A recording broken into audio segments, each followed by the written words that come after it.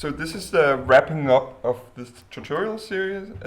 This is what we would hand over to a client. This would be like a nice little pack. It consists of a layout, a mood shot, and then some breakdown and some functionality.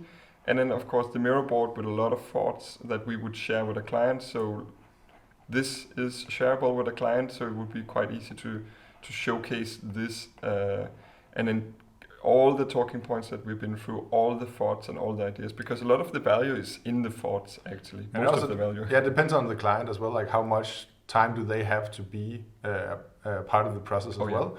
Do they just have a brief they need to follow, or do they want to be a part of this process? Like often we do this, we have before making final shots, this exploration phase where we do this back and forth, find references, create these quick sketches, and then make sure that we are on the same page as a client before we actually start creating the final images. Yeah, I think actually there's a lot, like if you work on with the AAA studios, they usually have a brief and some pretty set conditions to work with. It's just basically fill in the blanks.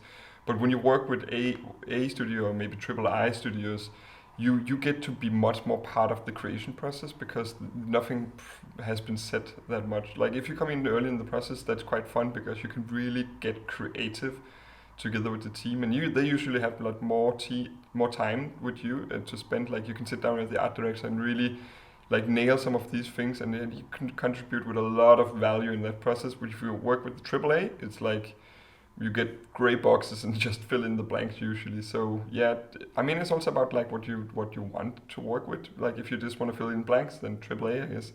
If you really want to be creative with this stuff as well, then AAA studios is quite nice place to be. And that's also what we've been trying to do with this video series. We try to go through like this is our process of doing concept design and talk a bit about all the thoughts that we have along the process. So it's not like, as you can see here, it ends up with being some pretty images, but it's not just that, and it's not just filling in the blanks from a brief. It's also like thinking through all these things.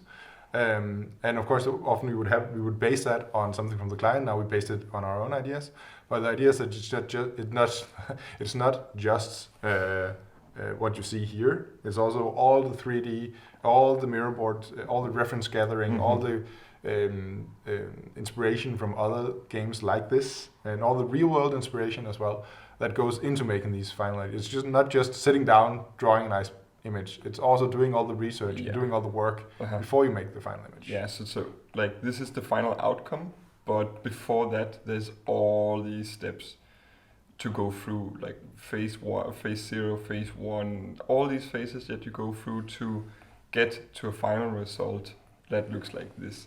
So a lot of consideration has gone into this. So I think this project we ran over the course of 2 weeks, like a little bit on off. So it's been quite fun, quite fast to do, because a lot of this, because we are our own client, we could just pull off something that is quite fast.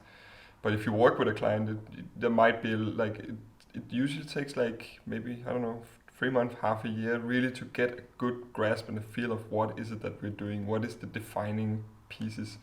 And of course it depends on the game and the scope of everything, and like the bigger the scope, the longer things just take. And the more consideration, like audience size and mass appeal, all these kind of things that you need to take into consideration. Yeah, of course, but once you went through that exploration phase and you went through it and you really know what it's about, then this is just one output image. But then it's much quicker to output more weapons and more concept pieces and more layouts, more environment and more characters, because you're already in the mind of the client, so and you know what the game is about, so you can quickly create a lot of content. Yeah, you have the framework to work within. Yeah, exactly. On the other side, if you just start making content and you haven't taken the time to get into what you're making, then it might be a lot of useless stuff you're making. Yeah, useless is like when you go in a wrong direction and it's just like they figure out you went half a year in the wrong direction. That's not valuable. So it's always like it's really good that you have this phase before it. And if a client hasn't thought about this is where you can come in and contribute a ton of value as well. So yeah, this is the final outcome of this series. I really hope that you have learned something from this and found it really inspiring. I mean, for us, we are a little bit like our YouTube channel is still a little bit new. And there's a lot of people having difficulty finding this. So I mean, if you like it and you think it's really nice, I mean, share it with people that you think they can learn something from this, like inspiring concept artists, like game designers and stuff like that. It would mean a lot to us that to have our content spread out a little bit more, because we get a lot of good feedback from people saying that they really learn a lot from it and like it a lot. So I mean, share it if you like it. And I think it's just over and out from us. Thank you for watching, and yeah, we'll catch you in the next tutorial series. Cool. Bye.